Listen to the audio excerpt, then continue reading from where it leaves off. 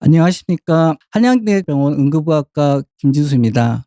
오늘 이렇게 여러분들 만나게 돼서 반갑습니다. 네. 학생들도 많이 강의를 하고 개운이 선생님들, 교수님들 대상으로도 강의는 많이 해 봤는데 또 라이브 방송은 처음이라서 조금 떨리긴 하지만은 오늘 제가 준비한 강의를 좀 알차게 소개하고자 합니다. 준비한 내용은 응급실에서 볼 수 있는 소아 감염 질환에 대해서 제가 준비했습니다. 일단 먼저 저에 대해서 소개를 먼저 하고 강의를 진행하겠습니다. 저는 응급의학과 소속이고 소아과 전문의입니다. 소아청소년과 전공의를 한양대학교에서 했고 소아청소년과 감염분과 전임의까지 한양대에서 했습니다. 그 뒤로 한림대학교에서 이제 감염분과 임상조교수로 일하다가 2023년부터 한양대학교 응급실에서 이제 근무하게 됐습니다. 결국에는 제가 이제 소아 감염 세부 전문의랑 소아 응급의학 세부 전문의 두 개를 갖고 있는데요. 제일 자신 있는 분야는 아무래도 응급실에서 소아 감염 질환에 대해서 제가 제일 자신 있고 사실 응급실에서 가장 많이 보는 질환들이 그런 질환들이 제일 많습니다. 일단 이럴 때 응급실에 이제 환자들이 옵니다. 증상은 비슷해도 이제 원인은 다양한데요. 제일 많이 오는 게 이제 고열이죠. 이제 열이 굉장히 높아서 해열제 먹어도 안 떨어져서 이렇게 오시는 경우가 많고요. 그다음에 이제 피부 발진, 급작스럽게 두드러기가 생긴다거나 이제 얼굴이 붓는다거나 뭐 수두처럼 수포나 발진이 생기는 경우에 그런 경우에도 응급실로 오십니다. 또한 이제 호흡기 증상이 또 많겠죠. 기침, 가래, 콧물인데 가벼운 증상은 하루 기다렸다가 외래로 오시겠지만은 너무 증상이 심한 경우에 호흡곤란이 있어 보인다거나 기침 때문에 잠을 못 잔다거나 이러면은 이제 응급실에 데리고 오십니다. 그리고 이제 열성 경련 요것도 빼놓을 수는 없겠죠. 열이 있으면서 경련을 하는 거를 열성 경련이라고 하는데요. 이런 경우에는 이제 많이 당황을 하시고 바로 119를 불러서 오시는 경우가 굉장히 많습니다. 이거에 대해서 제가 하나하나씩 좀 설명을 드리겠습니다. 제가 오늘 준비한 거는 증상별 그리고 질환별로 제가 준비를 해 봤고요. 이런 게 있으면은 '아 응급실로 가야겠구나. 그냥 집에서 지켜봐도 되겠구나.' 이런 거를 갖고 가는 시간이 됐으면 좋겠습니다. 물론 이게 길지도 않고 짧지도 않은 시간이지만 최선을 다해서 강의를 해 보겠습니다. 자, 그러면 일단 소아 감염의 특징을 여러분들 좀 아셔야 하는데요. 성인보다 증상이 좀 심하고 전파가 빠르다. 어떤 의미냐면 갑작스럽게 열이 확 나고 멀쩡했는데 갑자기 기침이 심하고 어린이집에 한 명이 걸렸는데 그다음 날 4-5 명이 다 걸리고 이제 이런 경우가 굉장히 많습니다. 그렇기 때문에 저희가 소아 감염을 볼 때 이런 걸 늘 생각하고 증상이 심할 때 빨리 캐치를 해서 전파가 진행되지 않도록 격리를 할 수 있도록 하는 게 굉장히 중요합니다. 하나씩 보자면 이제 면역력이 약합니다. 보통 이제 같은 바이러스라도 큰애들 아니면 뭐 초등학교 다니는 애들한테는 이제 아무렇지 않게 가볍게 지나갈 수가 있는데 1세 미만에서는 굉장히 치명적으로 심한 폐렴이나 아니면 호흡곤란이 오는 경우가 있습니다. 대표적인 게 RSV 바이러스인데요. 아무래도 호흡기 쪽이 미성숙하고 또 면역이 약하기 때문에 또 심하게 그렇게 발현을 합니다. 또한 집단 생활도 중요한데요. 우리가 아무래도 그 맞벌이 부부들이 많으시고 하다 보니까 어린이집을 좀 일찍 가는 경우가 많습니다. 집단 생활하다 보면은 이제 학교랑 좀 다르게 굉장히 밀집돼 있어서 한 명이 걸리면은 전파하기가 굉장히 쉽습니다. 진행 속도도 아까 말씀드렸듯이 괜찮다가 갑작스럽게 급격히 악화하는 게 또 특징입니다. 제일 중요한 게 이제 우리 아이가 열 날 때 부모님들이 흔히 하는 오해가 있으십니다. 일단 열이 나면은 애가 인제 너무 부들부들 떨고 애가 힘들어하니까 이불을 많이 덮어 주십니다 인제. "애가 너무 추워한다. 애가 너무 힘들어한다." 하면서 이불을 덮어 주시는 거죠. 근데 그러면은 열이 떨어지는 게 아니라 오히려 더 상승하게 됩니다. 차라리 그럴 때는 체온계를 꼭 재보시고 38도 이상 열이 있다. 그런데 애가 오한이 있는 거다. 그러면은 빨리 해열제 주시면서 가벼운 옷차림을 해 주시는 게 오히려 더 좋습니다. 아주 어린 애기들 그러니까 1 살, 2살 미만인 애들은 그냥 기저귀만 입고 옷을 다 벗겨 주신 것도 추천을 하고요. 대신에 그렇게 옷을 벗길 때 또 조심해야 할 게 손발이 굉장히 찰 때가 있습니다. 이거는 혈관이 수축돼서 그런 건데 그러면은 이제 손발은 좀 따뜻하게 해 주시고 몸통은 열이 발산하게끔 옷을 벗겨 주시는 게 중요합니다. 그다음에 인제 찬물 마사지 아무래도 애가 인제 열이 있으니까 수건으로 닦는다거나 욕조에 넣는다거나 그렇게 하시는데 도움이 쪼끔 될 수는 있겠지만 그렇게 효과가 크진 않습니다. 오히려 애들이 이렇게 하면은 더 싫어하고 보채고 힘들어하기 때문에 차라리 그러지 마시고 그냥 옷만 벗겨 주시면 좋습니다. 자, 여기서 이제 팁을 보시면 일단은 열이 났을 때 이 열 자체보다는 컨디션이 어떤지를 한번 보시는 게 좋아요. 열이 나는데도 잘 먹고 잘 놀고 잘 자고 그러면은 지켜봐도 되는 거고, 근데 열은 그렇게 높지 않은데 얘가 자꾸 처지고 늘어지고 그러면은 그런 경우에는 이제 빨리 병원을 가야 합니다. 그리고 이제 열이 높은 것보다 열이 오래 나는 게 더 중요하다고 했는데요. 이게 무슨 말이냐면은 사실 어머님, 아버님 그리고 할머니, 할아버지께서 이제 제일 걱정하는 게 열이 너무 높다. 40도다. 이게 너무 높은데 이거 문제가 있는 거 아니냐. 이러다가 애가 머리에 무슨 영향이 있는 거 아니냐. 이렇게 걱정하시는 분들이 많아요. 어른들은 열이 높아도 뭐 38도? 근데 애들은 사실 40도까지 날 수 있거든요. 근데 그거는 이제 면역 활동 때문에 그런 거라서 열이 높은 거는 이제 어느 정도 몸을 지키기 위해서 그런 거기 때문에 애가 컨디션이 좋으면은 해열제 먹으면서 좀 지켜봐도 되고요. 근데 더 문제가 되는 거는 하루 이틀이 아니라 3-4일 이상 지속적으로 계속 있는 경우에 검사가 필요합니다. 열의 원인이 단순 바이러스, 감기가 아니라 다른 원인일 수도 있기 때문에 열의 기간이 굉장히 중요합니다. 그래서 3일 이상 열이 나는 경우에는 꼭 병원을 가셔야 합니다. 열이 날 때 우리가 집에서 할 수 있는 게 뭐가 있을까요? 아까 제가 말씀드렸죠. 옷을 벗기고 열이 발산하게끔 하자는 게 중요하고, 38도 이상의 열이 있을 때 해열제를 먹이시면 됩니다. 애들이 쓸 수 있는 해열제는 딱 두 가지라고 기억하시면 됩니다. 아세트아미노펜, 타이레놀 계열이죠. 그리고 이부프루펜. 딱 이 두 가지 종류밖에 없는데요. 아세트아미노펜은 타이레놀, 세토펜 이렇게 상품명들이 많이 있는데 성분명을 꼭 보시고요. 그리고 이부프루펜은 덱시프루펜 좀 종류가 많습니다. 근데 이거는 다 같은 계열이라고 보시면 됩니다. 이게 엔세이드 계열인데요. 우리가 두 가지를 번갈아 먹기도 하고 한 가지만 쓰기도 하는데 아셔야 할 게 약을 먹으면은 한 4시간, 6시간 정도 효과가 갑니다. 근데 효과가 좀 떨어지면 또 다시 먹게 되는데 같은 성분을 먹을 때는 적어도 4시간 간격을 지켜주셔야 되고요. 또 중요한 거는 아세트아미노펜은 크게 연령 제한은 없습니다. 하지만 이부프루펜은 생후 6개월 이후부터, 그러니까 생후 6개월 미만, 생후 5개월, 4개월 이런 애들은 이제 아세트아미노펜만 먹이셔야 합니다. 그리고 해열제를 먹였을 때 열이 떨어지는지를 보는 게 중요합니다. 해열제 주기 직전에 재봤는데 40도다. 1시간 후에 이제 다시 한번 꼭 재보시는 게 중요한데요. 해열제를 먹이고 1시간 후에 다시 재봤는데 39도. 그러면은 걱정을 하시는 경우가 되게 많죠. 열이 안 떨어진다. 큰일 나는 거 아니냐. 근데 40도에서 39도, 한 1도 떨어지는 거는 일단 해열제 반응이 있는 겁니다. 효과가 있는 거기 때문에 정상 체온이 될 때까지 해열제를 계속 먹이시는 게 아니고 일단 떨어지는 거. 그러니까 1도 이상이라도 좀 떨어지면은 지켜보셔도 됩니다. 한 가지로 그렇게 이제 잘 떨어지고 그러면은 이제 그 해열제만 먹이셔도 되는데요. 근데 떨어지지 않는 경우가 있습니다. 1시간 뒤에 쟀는데 똑같이 40도다. 아니면 더 오른다. 그러면은 다른 계열 해열제를 먹이시면 됩니다. 그렇게 해서 먹이는 걸 교차 복용이라고 하는데요. 처음에 말씀드렸듯이 잘 떨어지면은 굳이 교차 복용하실 필요 없고요. 떨어지지 않을 때 교차 복용하시면 됩니다.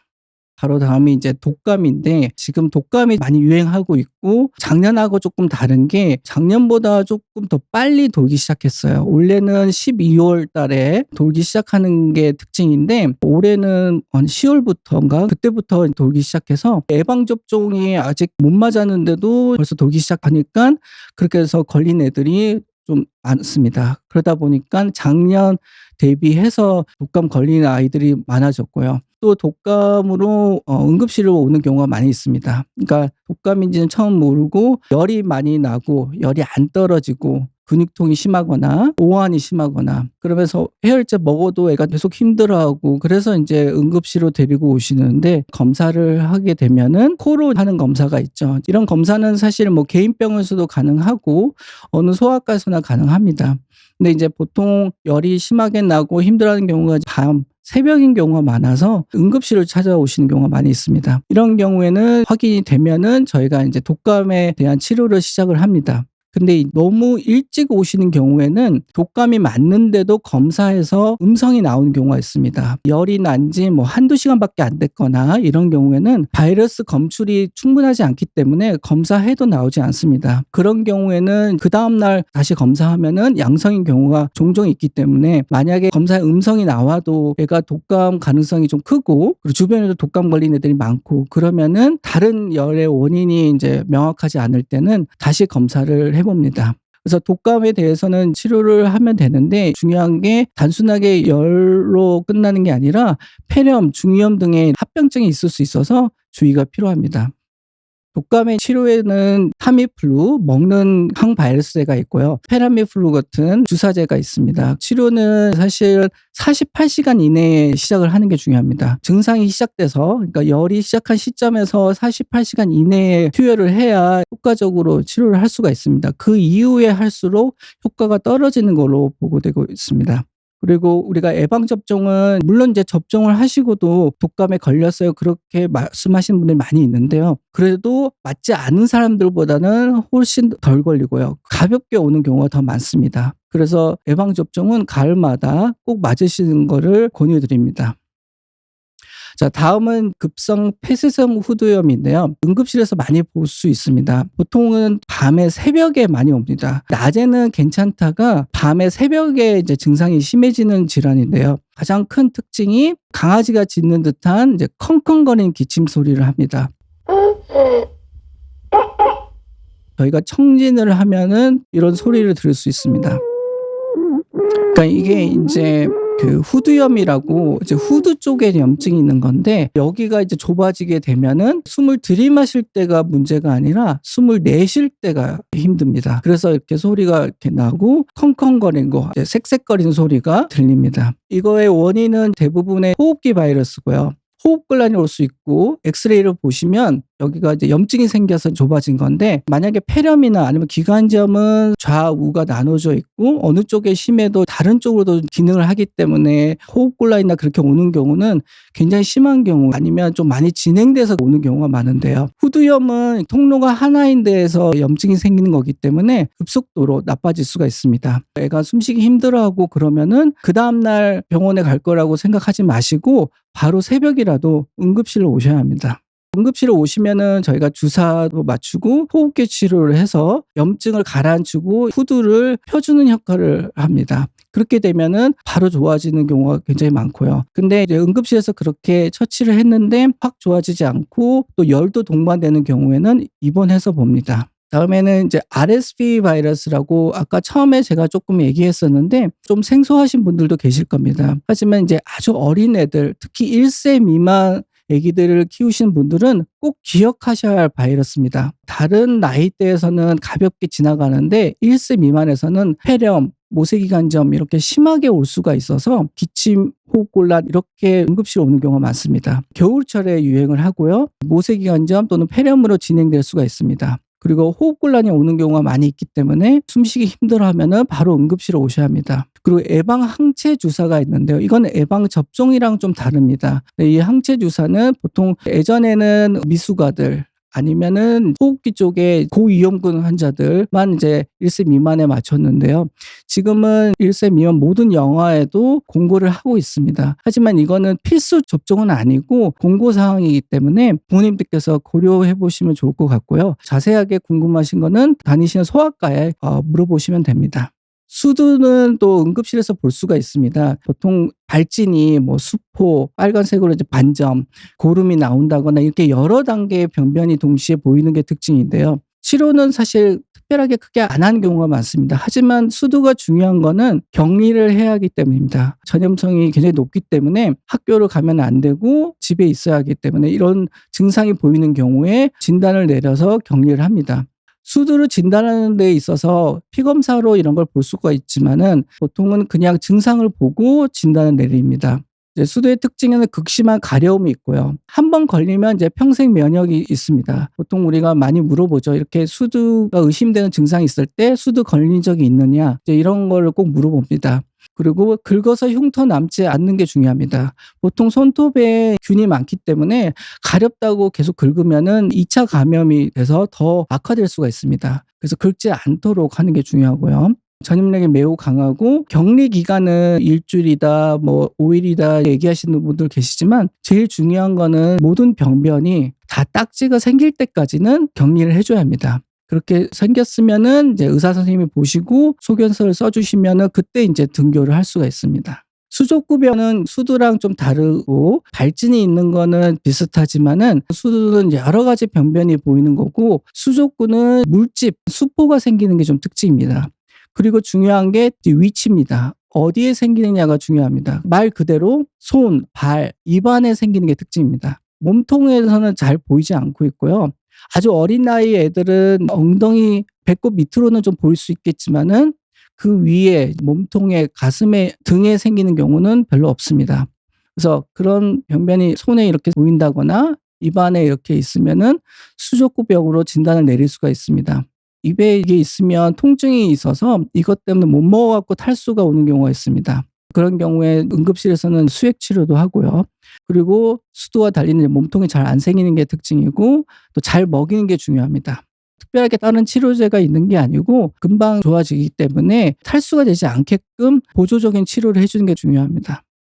홍역은 이것도 발진 질환입니다. 수두처럼 격리를 해야 하는 질환이고 전염성이 굉장히 높기 때문에 등교를 하면 안 됩니다. 발진이 이제 얼굴에서 시작해서 온몸으로 퍼지는 게 특징인데요. 제가 사진을 준비하지는 못했는데 홍역은 사실은 우리나라에서는 거의 보기가 힘듭니다. 우리나라에서 보도되고 있는 홍역 환자들은 다 해외에서 유입되는 경우입니다. 즉 우리나라에서 지역 감염이나 그런 거는 지금 보이고 있지 않아서 홍역이 의심이 되는 환자를 봤을 때 꼭 여행력을 물어봅니다. 1-2주 이내에 여행 다녀오신 게 있는지 물어보고요. 증상으로는 발진이 나기 전에 열이나 기침, 콧물이 있고요. 이것도 수두처럼 한번 걸리면 평생 면역입니다. 그리고 해외 유입이 특징이고 합병증으로는 폐렴, 뇌염 등이 있겠지만 폐렴, 뇌염으로 이제 진행되는 경우가 많지는 않습니다. 그리고 격리 기간은 수두 말씀드렸을 때는 딱지가 생길 때까지고 이거는 발진이 나타나기 4일 전부터 발진이 시작된 후 4일까지를 격리를 해야 합니다.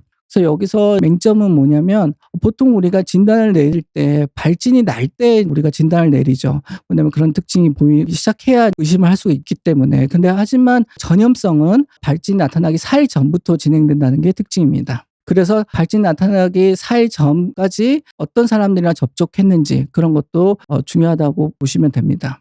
열만 있는데 요로 감염. 우리가 요로 감염 환자를 응급실에서 많이 봅니다. 특히 아주 어린 애들, 기저귀 찬 애들에서 많이 보는데요. 소아응급실에서 가장 흔한 원인은 열인데 그중에서도 가장 어린 애들, 3세 미만의 애들에서 발열의 흔한 원인 중에 하나가 요로 감염입니다. 그래서 1세 미만 남아 그리고 기저귀 차는 여아에서 이제 주의가 필요하고요. 주의가 필요한 이유가 열나는 요로 감염은 단순하게 방광염이 아닙니다. 방광 위쪽에 염증이 생기는 거기 때문에 콩팥의 염증, 신우신염으로 진행될 수가 있어서 콩팥 손상이 초래될 수가 있습니다.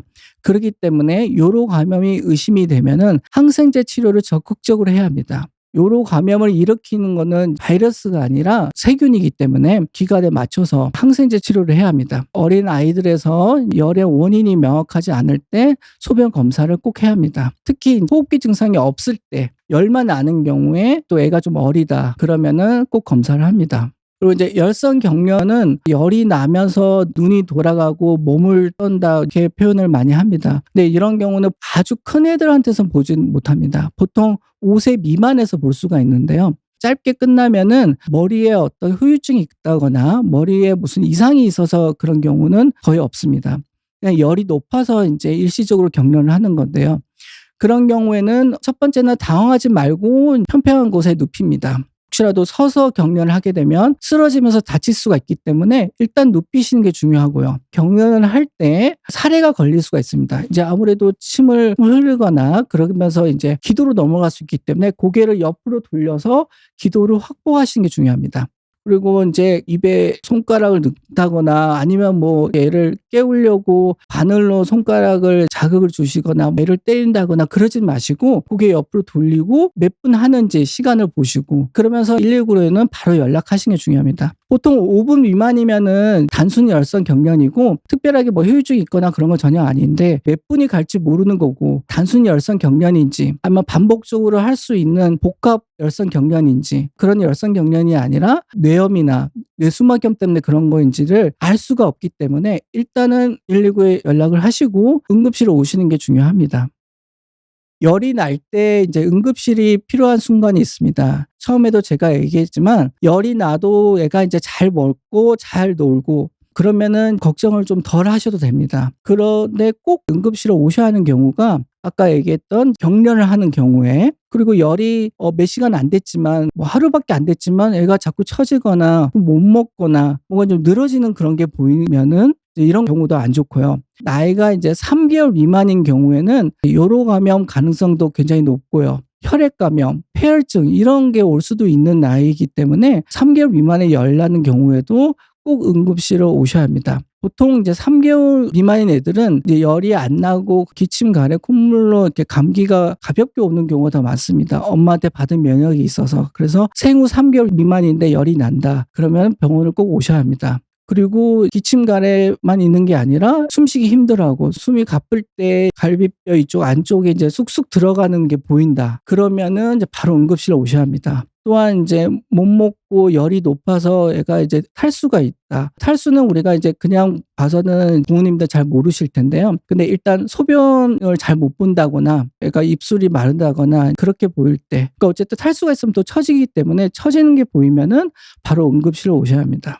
마지막 슬라이드는 우리 한양대병원이 인제 우리 아이 안심병원을 하고 있습니다. 그래서 서울시에서 주최하는 건데 서울시에서 이제 총 8개 병원이 하고 있고 그중에 인제 한양대병원도 참여를 하고 있습니다. 24시간 응급 진료가 가능합니다. 그 한양대병원 이제 곤욕응급의료센터고 소아외과, 소아정형외과, 소아안과 다른 과 연결돼서 오시는 분들도 많이 계시고 신생아 중환자실도 25병상으로 좀 많은 편입니다. 그래서 1 개월 미만의 아이들은 다 인제 신생아 중환자실에서 입원해서 보고 있습니다. 저도 인제 소아과고 이제 소아청소년과 소아응급 전문의들께서 진료를 봐 주시고 24시간 그다음에 전맥주사 이제 전담 간호사 팀이 있습니다.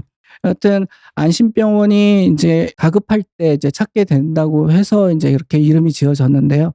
물론 달빛 어린이병원 또 다른 병원들도 많지만은 이런 정보를 알고 가시면 좋을 것 같아서 인터넷에 검색하시면 집에서 가까운 안심병원을 확인하실 수 있습니다. 그러면 질문에 Q&A를 하겠습니다. 그래서 아이가 열이 39도 넘게 나서 해열제를 먹였는데도 1 시간 지나도 그대로예요.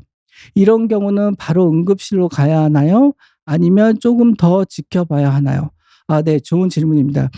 아까 제가 말한 것 중에 답이 있기는 한데요. 먼저 해열제를 다른 성분을 이제 먹여볼 수 있습니다. 아세트아미노펜을 먹었으면 브루펜을 먹여보고 근데 그런 와중에 애가 만약에 열이 조금 떨어지더라도 아니면 열이 그대로인데 애가 처진다. 자꾸 늘어지고 뭐 안 먹으려고 하고 자는 애가 아닌데 자꾸 자려고 하고 그런 경우는 응급실로 바로 가셔야 되고요. 해열제를 먹었는데 조금 떨어진 것 같고 근데 애가 너무 잘 놀고 잘 먹고 그러면은 좀 지켜봐도 됩니다. 제일 중요한 거는 애의 컨디션 그거를 보시는 게 제일 중요하고요. 다음 질문은 아이가 감기에 걸린 뒤부터 기침이 길게 이어지는데 밤마다 심하게 콜록대며 구토까지 해요. 단순 감기인지 기관지염이나 폐렴 신호인지 구분할 수 있을까요? 일단 기침을 하면서 여기 대목에서 길게 기침을 한다. 그거는 그럴 수 있어요. 그런데 키포인트는 밤마다 심하게 하고 구토까지 한다는 거. 이거는 사실 단순 감기가 아닐 가능성이 큽니다. 단순 감기는 기침은 많이 할 수 있어요. 이제 콜록콜록하고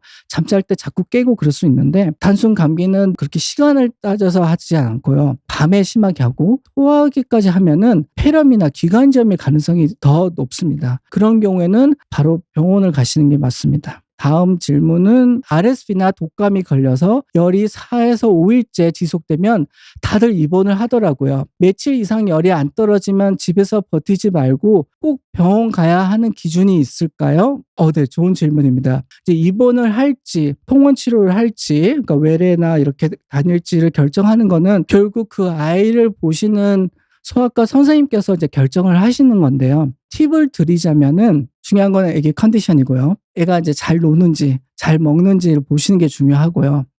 그리고 애가 컨디션이 좋아요. 근데 열이 4, 5일째인데 처음에 열 났을 때하고 좀 다르다. 애가 4시간마다 열이 나는 애였으면 그게 한 6시간, 8시간 기간이 길어지고 40도가 제일 높이 열이 났었는데 지금은 38.5도 이렇게 좀 떨어진다. 그러니까 높이가 좀 떨어지고 있고 기간이 길어지고 있으면은 그러면 좀 좋아지는 신호가 될 수가 있거든요. 일단은 컨디션이 좋다는 전제 하에 기간이 길어지고 있으면은 좀 지켜보셔도 되고요. 제일 중요한 거는 어쨌든 열이 4에 5일째 지속되면은 폐렴이 있을 수도 있고 다른 어떤 합병증이 있을 수도 있으니까 검사가 필요합니다. 입원을 안 하더라도. 그렇기 때문에 꼭 소아과 선생님 진료를 보셔야 합니다. 다음은 아이가 감기 걸릴 때마다 토하고 설사도 같이 해요. 소아과에서는 괜찮다고 하지만 탈수 때문에 응급실 가야 하는 기준이 따로 있을까요? 여기서 또 중요한 게 감기에 걸릴 때 토를 하는 게 굉장히 중요한 지표인데요.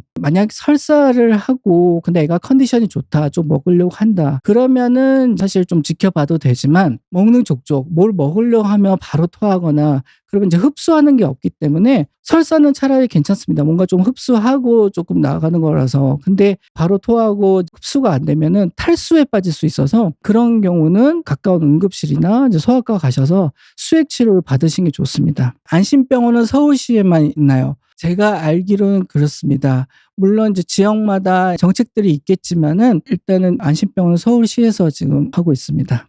응급실에 가면 거의 모든 아이가 피검사랑 엑스레이 찍던데 꼭 필요한 검사인지 늘 헷갈려요. 단순 감이나 바이러스 감염에도 그런 검사를 하는 이유가 있나요? 좋은 질문입니다. 이게 이제 사실 좀 딜레마기도 한데 응급실에 오게 되면은 꼭 필요한 경우에 이제 검사를 하겠죠. 근데 거의 모든 아이가 그렇게 하는 경우는 아닙니다. 아까 제가 말씀드렸듯이 열이 그렇게 오래 나지 않았고 컨디션도 괜찮고 이제 그런 경우에는 굳이 이제 검사를 안 합니다. 근데 이제 간혹 컨디션도 좋고 단순 감기인 것 같은데 검사를 하는 이유는 열 나는 원인이 명확하지 않을 때입니다. 그러니까 단순 감기라고 이렇게 써져 있는 건 없거든요. 애가 이제 나중에 심해질지 아니면은 나중에 좋아질지를 알 수가 없기 때문에 일단 응급실에 와서 이제 그렇게 검사를 진행하는 경우가 많습니다. 근데 이제 만약에 뭐 독감이나 이런 게 바로 나왔다 검사에서 그러면 저는 굳이 피검사나 이런 거 안 하고 독감 치료만 하고 애가 컨디션이 좋다면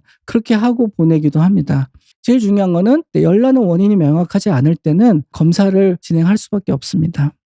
아이가 고열로 응급실에 갔을 때 해열제랑 수액만 맞고 돌아오는 경우가 많습니다. 그럴 바에는 그냥 집에서 버텨야 하나 싶기도 한데 응급실에 가는 기준을 부모가 어떻게 세우면 좋을까요? 그 의사 선생님께서 보시고 그 수액까지 맞으면 보통 피검사를 하는 경우가 많습니다. 피검사에서 괜찮고 폐렴이나 그런 거 없고 그리고 열이 난 지 그렇게 오래되지 않았으면은 일단은 보존적인 치료를 하는 거죠. 애가 탈수가 되지 않게끔 수액을 맞추고 또 해열 주사가 먹는 해열제보다 조금 효과가 더 빠르기 때문에 그렇게 해주시는데요. 그런 경우에 그러면 어떻게 기준을 잡아야 하냐? 결국에는 애가 만약에 잘 먹고 잘 놀고 그러면은 집에서 버텨도 되는 거고요.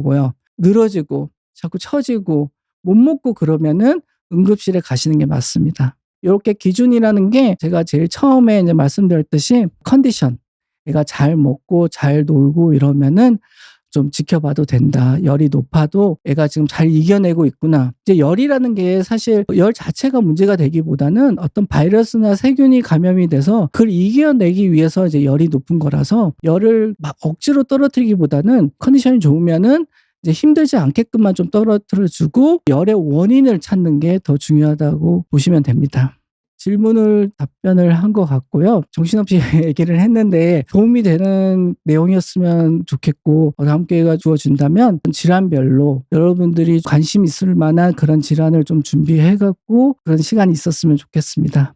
질문 마지막 하나가 더 있네요. 소아 경련이 있을 때 응급조치 알려주세요. 네. 그러니까 그 슬라이드에서 제가 말씀드렸는데 중요한 거는 경련이 있을 때 열성 경련이든 어떤 경련이든 다치지 않게 하는 게 중요합니다. 일단 평평한 곳에 눕히시는 게 중요하고요. 가장 중요한 게 ABC라고도 하는데 기도 확보를 해야 합니다. 그러니까 숨을 잘 쉴 수 있게끔 가장 좋은 자세가 그대로 이렇게 있으면은 가래나 콧물이나 이렇게 이제 뒤로 넘어갈 수 있고 기도로 갈 수 있기 때문에 고개를 옆으로 돌리시게끔 해주시는 게 중요합니다. 그렇게 해서 기도 확보를 해주시고 애한테 뭐 자극을 준다거나 때린다거나 그럴 건 절대 하지 마시고 경련이 언제 멈출지 모르기 때문에 바로 119로 연락을 하시는 게 중요합니다. 이렇게만 하셔도 특별히 크게 문제가 생기지 않습니다.